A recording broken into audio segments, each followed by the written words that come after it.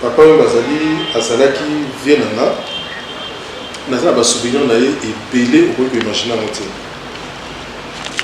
D'ailleurs na souvenir à makasi on azalaka nango mpa na ye ezalaki na 2006 non qu'est-ce que je raconte, en 2008 et là on a la circonstance.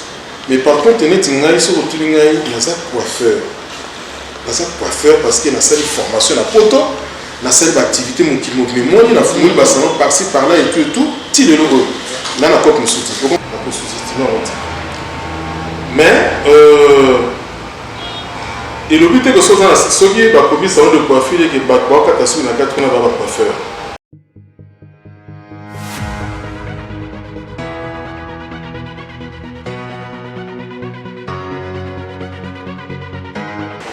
Bonjour, je suis connu sur la 4 club terrestre. Vraiment, plaisir à Ranga, Natina Kosoa, Bino sur vos amis na Bisikaya, Baboka Bapaya, Tope Awa, na Diasa, comme Boka, la Mako, Kisa. Vraiment, les lots, c'est vrai que ça la descente, na mon quoi, ça la fierté en Boka. Sur le bien, ça la fierté en Boka, parce qu'il y a la identité, ça made in Biasi Congo, made in Bruxelles, protocole de la Belgique. Mais que ça a bien ce qui quand même amène à ça d'accord manga a bien d'inviter de nous comprendre pourquoi on a le made in Biasi Congo, made in Belgique, Belgique. Vraiment encore une fois merci président. Les avions se présenter devant avant de connaître le 4. Ah merci beaucoup. Ngai Salon Franck. Salon Franck c'est de Bruxelles, de Kinshasa. Salon Franck premier de Bruxelles et de Kinshasa.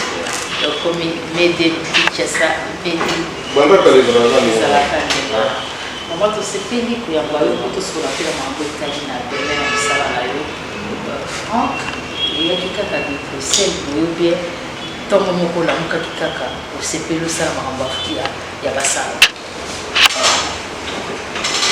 question en fait na évité au niveau tout na carrière nanga ou je sais pas tu bandi déjà au côté na Franck oui de Bruxelles de Kinshasa na tout banda de Bruxelles après tu voyais de Kinshasa. Bon en fait je tiens d'abord à saluer mon ami personnel qui est là, Amadou Djabi.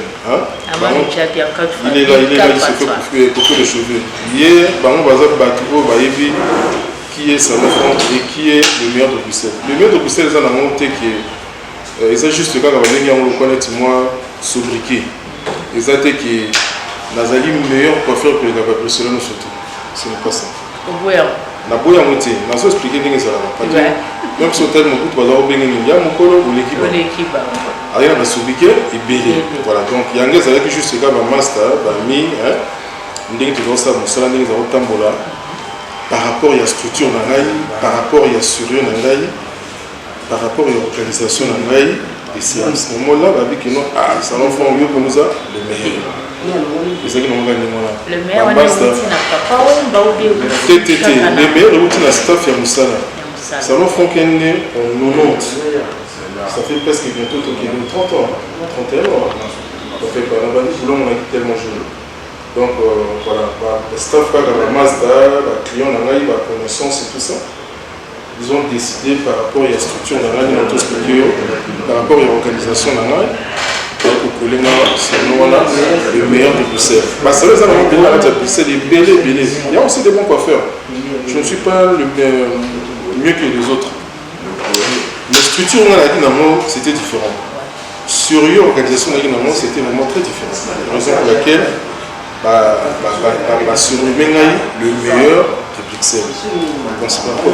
Particularité na yo na kati musala na logo ni les usala keno le meilleur atikala kaka ndinga na uti ko no les avis structure na ngai na sala ngo c'est ça il y a montré ça la différence il y a c'est ça exactement na yé Kinshasa awa j'étais le seul na 2008 tant ma fondé salon Franck na 2008 j'étais le seul structure na ngo na zaki na ngo ti le ezala ngo na fungoli 6 salons na kati ya Congo central, Django, Kitambo, machin. Vous voyez? Donc ça par rapport à la structure dans là, c'est ça qui fait ma particularité. Franck de Bruxelles, Franck de Kinshasa. Autant là, vous allez montrer la fierté à Congolais. ezala awa na mboka na yo ezala te libanda structure na yo wana ozokarte bamoyen ya franc nde moto ezosalaki franc azala kaka kopesa mais lelo ezalaki idée ya dame eyebi kaka na yo moko te mpo damoni plus franc atikalaki kaka mibali ayi kopense te na biso basi.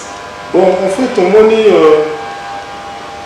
na secteur nous surtout ezala toujours la spécialité. Secteur nous surtout ezala na médecine ba spécialité babi ezala partout. Donc la spécialité na ngai en fait ezali coiffure homme. Na kati ya coiffure homme toza na visagiste, il y a plein de trucs. Ezaka c'est mon kokata suki parce qu'il y a des gens qui confondent que kokata suki na kosa la coiffure complet ensemble avec un visagiste c'est différent. Alors, on a plusieurs fois que coiffeur. Moi, j'ai appris la coiffure magique. C'est une formation appropriée dans Bruxelles. La ZUP titre. Il y a beaucoup d'exigences. Les gens qui ont été pour faire le salon, tu dois avoir une qualification. Non, il y a une qualification, c'est-à-dire que c'est une formation. Après la formation, vous avez un diplôme. C'est ça qui permet de poser la qualification. Après ça, au sein de l'examen, il y a gestion d'entreprise. Parce que là, on a gestionnaire d'entreprise. Pour ça, l'entreprise, il faut d'abord faire la gestion de base. C'est la gestion de base. S'il dit OK, vous avez accès à la profession, au sein de demande, il y a le numéro d'entreprise. Donc, ça va faire que les gens enregistrent la carrefour des banques des entreprises. À ce moment-là, ce qu'il dit, il faut l'activité là. Ils avaient toujours le moment là. Donc, sans diplôme, il y a secteur aux amours, tu ne peux pas exercer un commerce. Et ça, maintenant, on parle, c'est-à-dire que, oui, et c'est dans l'outil. Donc, qui chasse la plupart de la formation pour affirmer les gens, ils ont la formation inappropriée. Je n'ai pas de formation, mais sur le plan professionnel, ça n'existe pas en fait. Vous voyez, parce que les gens, toujours un système local. Donc, ça va de coiffure, ils ont une innovation. C'est tout le jour. Exact. Il y a plein de trucs où ils disent tout ça. Bis on a un salon franc. Voilà, donc il y a une différence. On a sur le premier mot et demi, et l'autre mot et demi à Bruxelles, il y a un peu de tout. Et l'autre mot et demi à Bruxelles, il y a un peu de tout. Donc c'est ça, voilà, donc on a besoin de la question là. C'est par rapport à cela. Donc,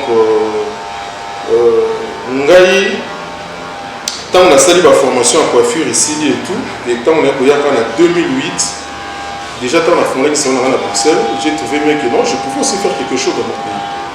Effectivement, donc autant on a décidé, on a une initiative, il y a le salon. C'est le premier salon dans la chasse à eau. Place pour ça, on a fondé le salon. Après, il y a eu des demandes. Maman a dit mais je ne voulais pas faire la coiffure d'âme. Je n'ai pas défrisé, je n'ai pas fait le bâtissage. Mais je ne me donne vraiment pas à ça, parce qu'il y a plus homme. Alors voilà pourquoi nous faisons le salon de l'eau. Donc la Loa, la dame, la première salon de dame, la fondue est marché très bien. Mais spécialité dans la vraiment est la coiffure homme. Voilà. Mais alors, c'est pas que j'ai existé. Non, alors, c'est existé parce que la technique, même si le bâtiment était lié à mon lait, il va tout tourner. Non, bon. Au moins, en fait, on a prévoyant. Je vois un monde à ma tombée qui est en fait. Coiffure d'âme actuellement parlant, les associés pas tous les liens à la quitté. Merci à Diego parce que je vais te dire que Madame changeable. C'est vraiment mon préféré, plus le perruque, plus voilà, que tissage. Tissage, j'ai commis légèrement peu démonté.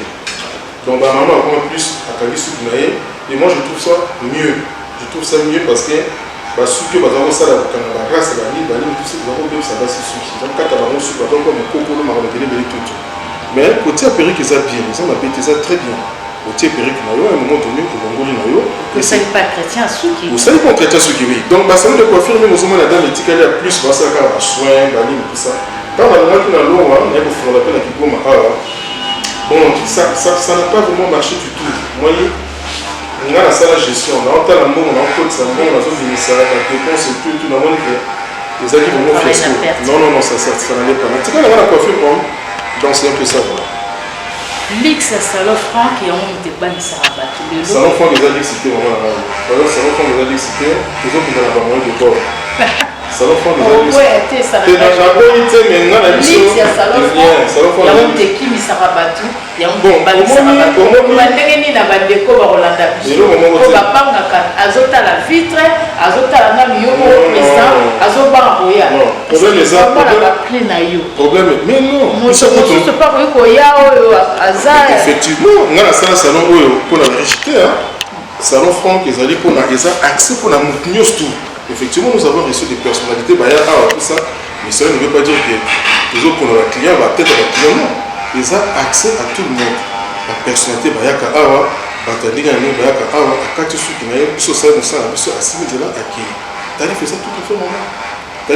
au moins,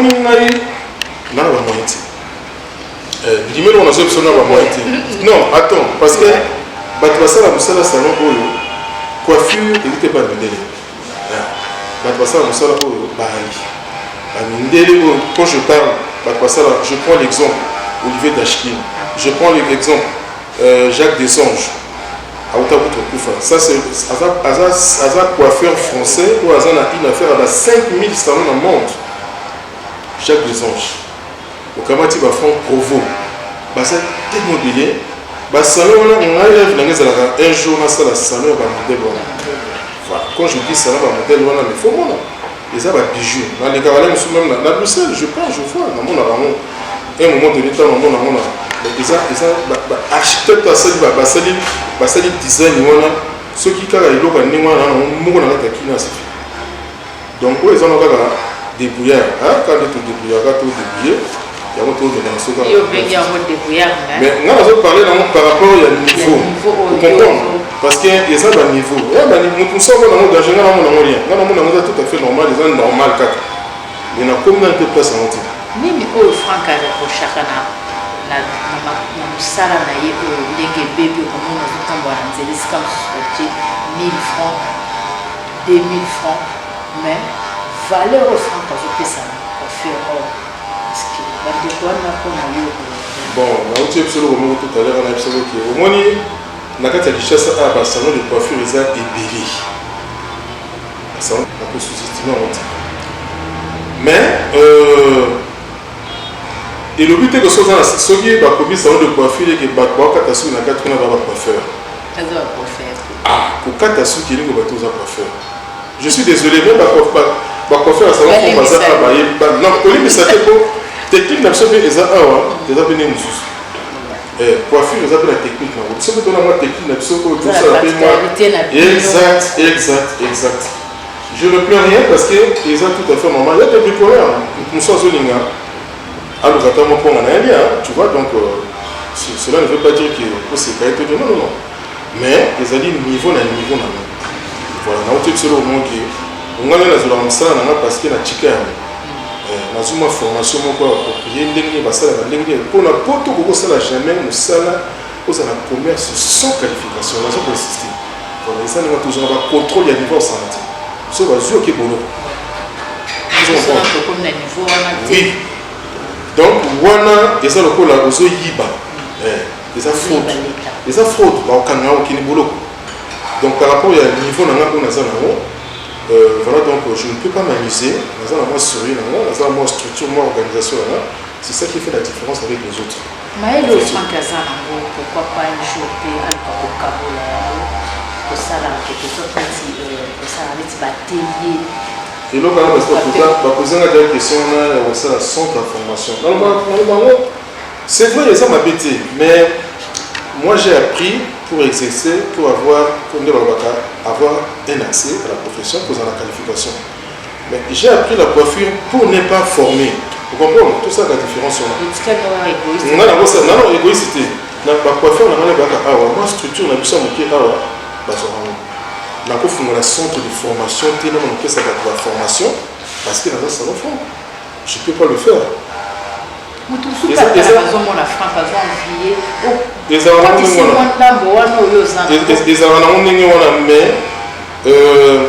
ceux qui dans le bilan vont faire la formation, c'est-à-dire d'abord les compétences narratives. Tant que nous avons fait sa formation, c'est la formation qui est appropriée. Dans en 2014, dans une école de Bruxelles, dans ce là qui n'a pas prof, on a écouté, on a la centre de formation, tout ça, mais on a besoin d'un ou deux profs pour nous soutenir l'initiative. Voilà donc pour que ça va jouer une formation. On a une formation pour nous former. Dans une formation pour avoir accès à la profession, mais dans une formation pour nous former. Donc s'il faut former, il faut que nous ayons un recyclage, dans une formation pour former. Vous comprenez ce que je veux dire? Voilà, donc, Bandimaki, il n'y a pas de problème, ce qu'on est prêt, on peut venir, on a la charge. Ça veut dire quoi? Ça veut dire que on faut habiller et tout, moi, 2-3 mois, on va former, on a un article sur la relève. Mais, notre pays, à l'époque, vous voyez, donc, ils ont organisé l'initiative en État l'État soutenir l'initiative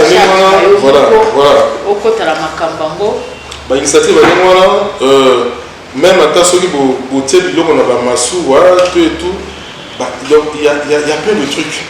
Or, nous avons besoin de soutien à l'État, ministère de la Culture, pour soutenir l'initiative. Voilà, donc nous on va te soutenir et tout.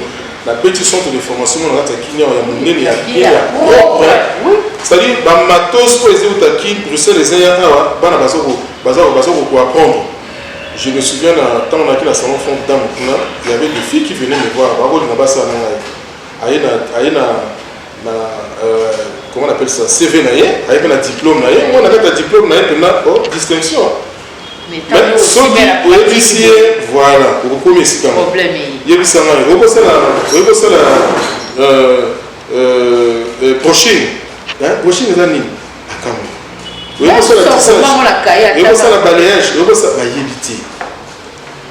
Au tout niveau, ça coiffeur, on a coiffé, ça gagné. La salvation du visage, manucure, pédicure, atteindre le babylon surtout. Or, on a quatre coiffure, le secteur urbain, les allées, les branches, net beauté, ça c'est secteur en sous. Coiffure, les zones en sous. Mais non, mais tant qu'on ma manucure et pédicure, ça fait partie de la beauté. La coiffure reste la coiffure. Mais dans le c'est vraiment la formation, c'est spécialité d'alité. Spécialisation d'alité. Or, ce n'est pas ça. Au posant la question, on a une spécialité dans les coiffures. Donc, la coiffure, on se voit, voilà, parce que c'est la carte.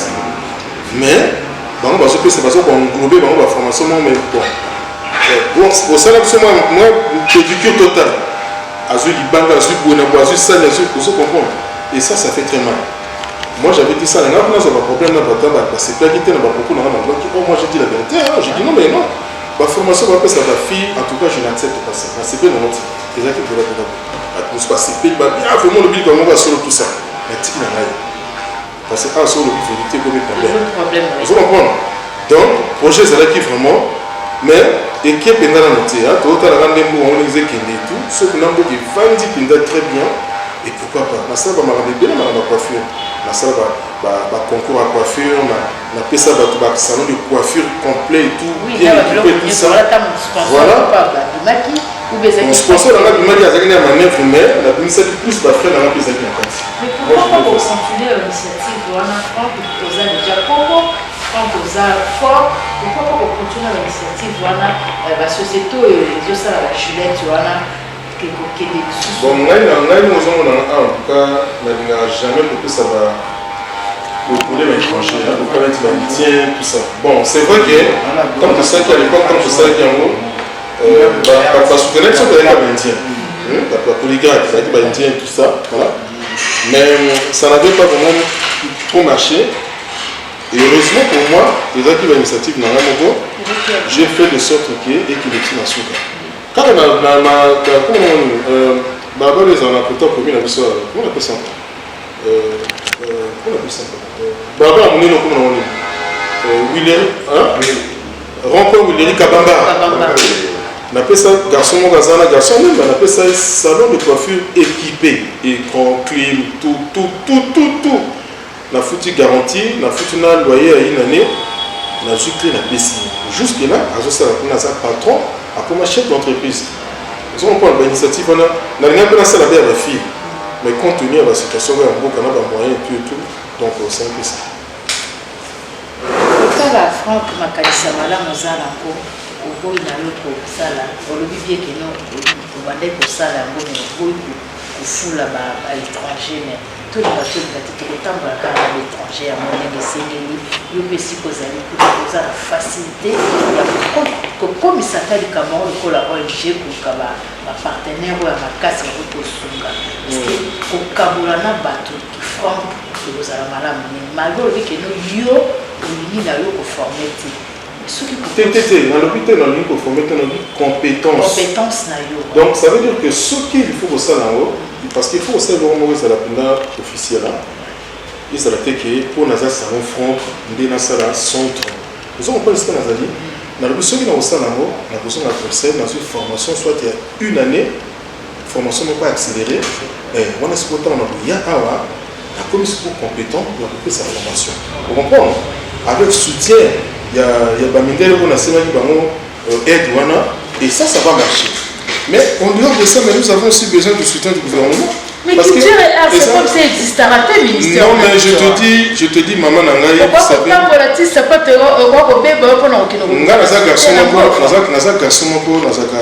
Très réservé. Naza retranché na maman Bébélé parce que y a un moment donné, on se connaît. Mais ce qu'on y t'apporte 2 fois, 3 fois, c'est comme ce qu'on peut comprendre. Donc, il y a des découragements. Mais, tout ça, ceux qui nous ont soumis, n'a pas propre moyen, pourquoi pas? C'est pour aider les jeunes. Mais à un moment donné, ça décourage parce que nous sommes en désordre. Et je comprends, c'est vrai que nous avons une situation dans le boulot. Donc, mais aussi, c'est le secteur en désordre. Coiffure et baby. Et surtout, bateau bazak et non, il y a 1000 francs. Il y a 1000 francs, ils ont un salon de coiffure. Il y a 1000 francs, ils ont un salon. Il y a 1000 francs, ils ont un Wendy, mais salon de, quand on parle de un salon de coiffure, vous voyez les scans au fond. Donc, voilà, ça, jeune, tout ça. On est parmi les inconvénients, parmi ma cabo, c'est. On les a salentés, on les a juste, en fait, balayés. Ça va 1000 francs na bango, il se débrouille même qu'il na ba kwema ko ngona moka tie vitre na ina na sa ya nzete à 1000 francs donc voilà ça va se débrouiller là et tout ça voilà donc c'est un peu ça mais ce que tu as dit bien ce sont des jeunes débrouillards donc vaza na bango bateau na domaine na bino vous avez une association. Bon, comme association, là, maman, on a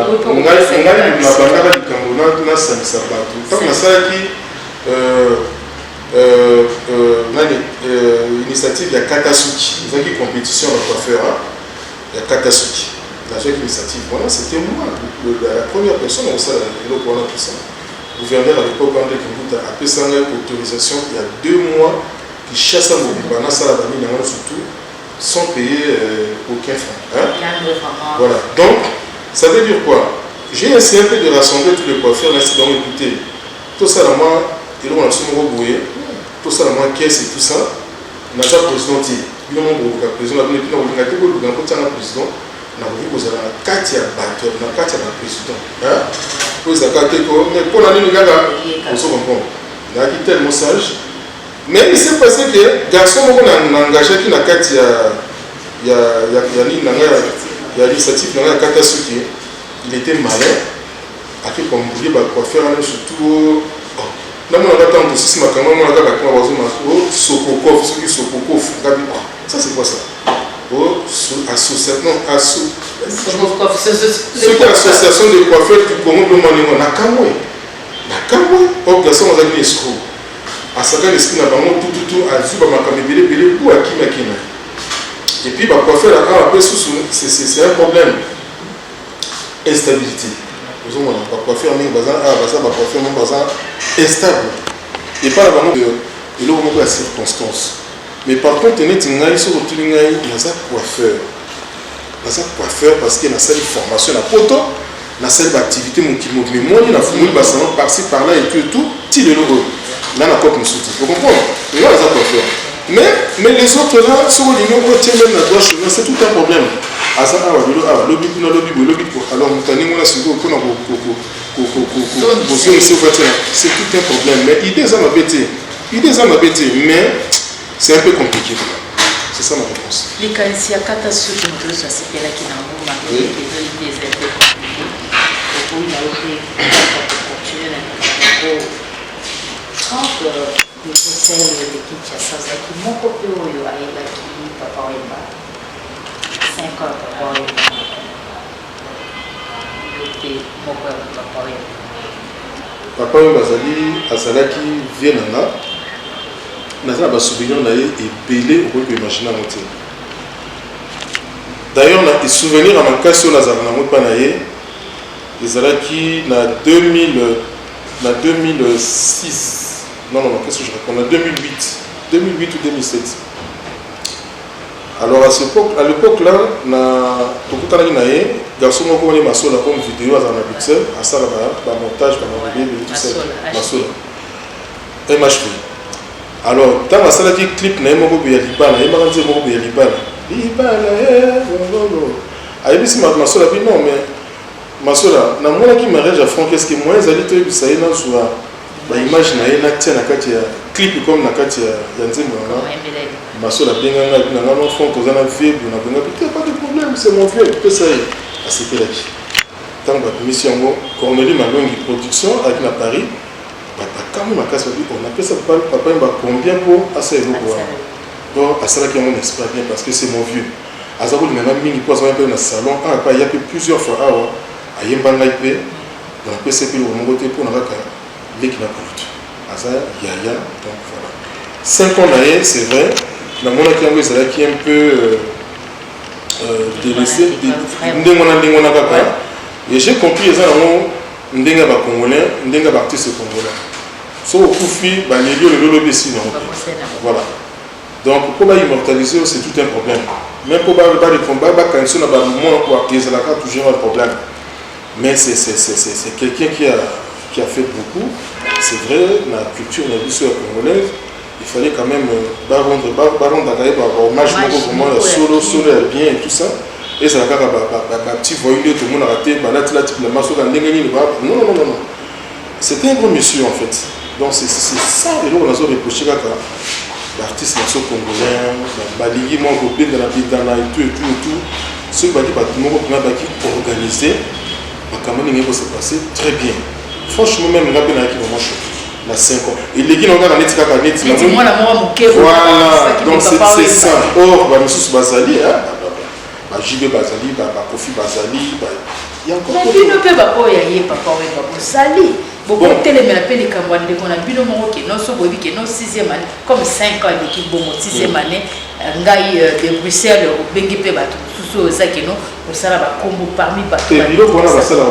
te maman omoni papa ba azana vient la bino effectivement azana famille biologique et puis azana famille artistique l'artiste est mis basa awa et le ministère pas qui tue tout à fait effectivement donc biso to roza ba initiative nengona te ça peut nous créer des problèmes moi c'est azana tout et tout bani bazali et tout ça baki pour traduire la justice comment ça va bloquer pour tous ils sont demander la permission de nous tout ça mais nous on est là on peut toujours soutenir l'initiative de façon qu'elle se déroule très bien mais on aussi va s'organiser dans des colloques pour n'être pas l'impression qu'ils ont un problème donc c'est un peu ça en fait ndoko masuka masolo na biso nini oso toko retenir na Franck à part kozala kofaire soki ezalaki kaka mpona kozala kofaire bon ngai mpena coiffure en fait nalobango au départ c'est un don mais ezalaki boulot nakani nasala mpe na mati ngai ntango nazokola ntango naki petit naza kolingana mpo masoda mosala nanga mpena yango nakolivana yaso nasoki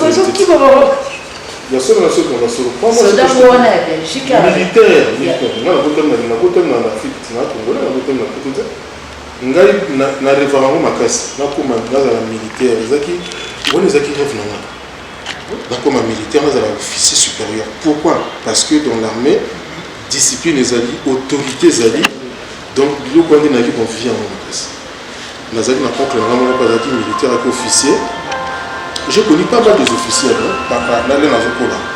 donc nalinga qui plus na comme on a mais au sein là donc père n'a d'ailleurs donc père n'a pas problème comme il tout ça par ma camarade la circonstance sa vie et tout ça là il peut tomber dans ma coiffure nalinga qui pensait à métier pour na chasse na salle coiffure na zaki na touche na moi na touche na moi mais tant que na pour ça volontaire na moi tout avec connaissance na master na ya vite tala yo na mona ko ko tout ça mais au lieu vana ngoué qui est là pour ça ou les satans so ça m'a pas mon sousou mais ça na il est passé un peu de net bah il y a pas moi moi sur moi il et tout na ba dit que ça me sala coiffure wana et tout na mona comme kamaka comme ko to na kati na bi ana tant mo soupe na ko na moi il est temps na ko to na kati na 26 ans peu etika du donc ils avaient la bonne nzambe kaka et puis voilà donc il y a des kaboko na en fait il y a des kaboko malgré la dingue qui a monté mais ce que nous avons tracé la place où il y a certaines choses au moniteur et de rater ceux qui ont mon cas il faut qu'on se prépare il faut que ça donc pour moi en tout cas je trouve que je suis mieux avec la salon de coiffure la scène m'a belé la scène m'a belé la scène m'a belé puis finalement na ça avec ça comme voilà. C'est que la disponibilité, la loi n'a que nos francs, c'était tout souci, parce qu'on a eu les lots, pour ce que les cas simplicité, malgré ma campagne qui nous a aidé dans le dépôt. Tout passe dans ma campagne, Katasuke Sukaka Kaboye. Et les hommes, Dieu voulant, ils s'organiser. Tout s'organiser dans le monde, bien. Pour s'organiser on a des moments bien de façon qu'il est très bien et qui parce qu'on soit basé et pédé beaucoup de notre c'est la marque à Ginette si la place que nos binonios sont ça déterminé que nos bisons de tout ça pour c'est la marque à Ginette tout ça qui va marquer pourquoi ici va l'être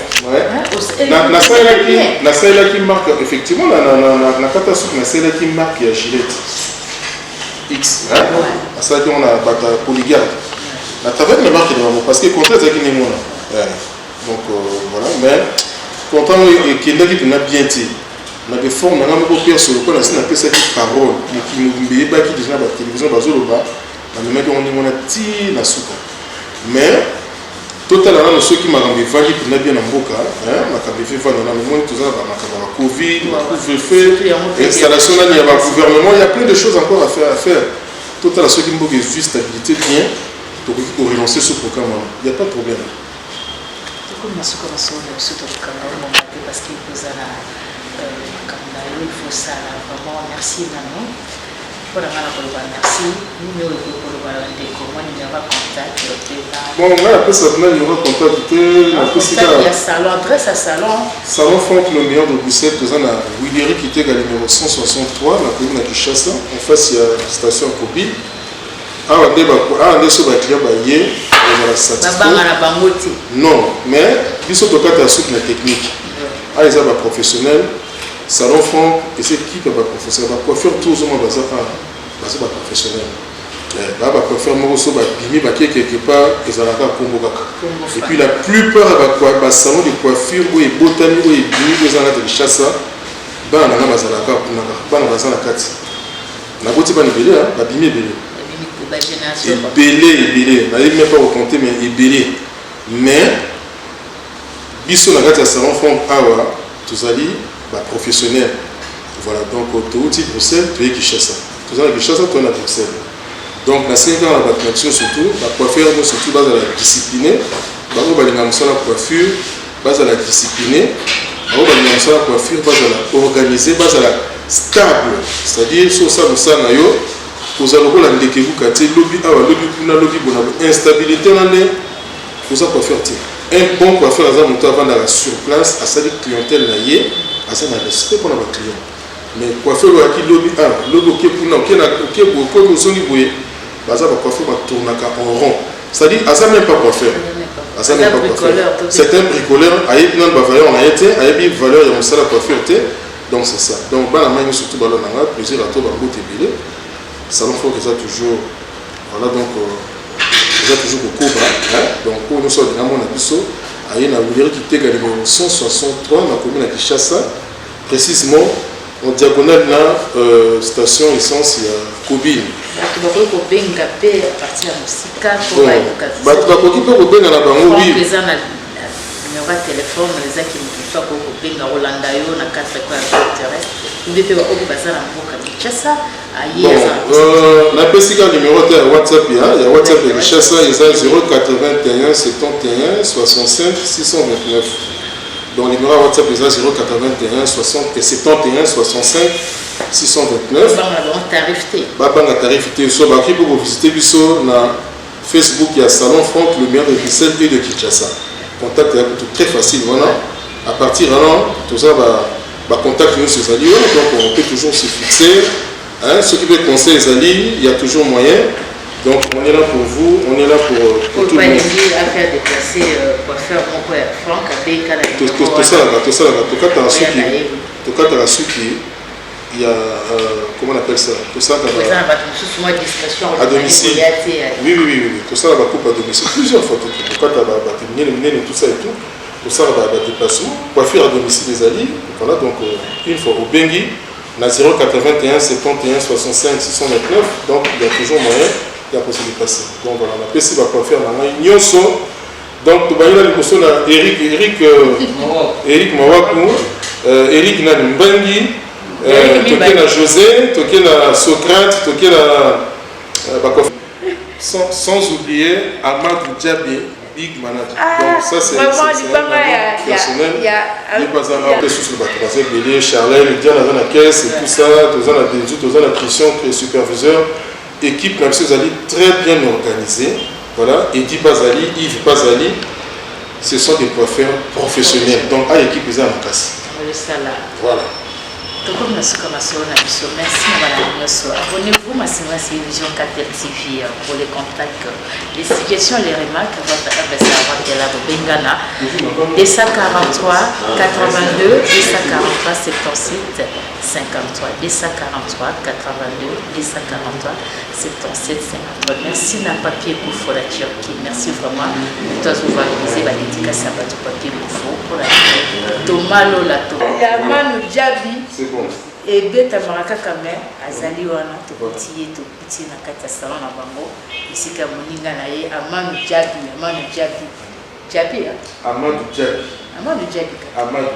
dika patwa et te dédié émission ou Amadou Diaby malula vraiment ici ko sali puis le souvenir là c'est les autres katikatala et na mbela ki bino moko zo sa fierté ya mboka c'est mon niveau tala yeki alongol ni salon qui to mona Belgique a chepino pela Kinshasa Franck de Kinshasa to comme ce qu'on sonne ce docteur na basima ce qu'ils avaient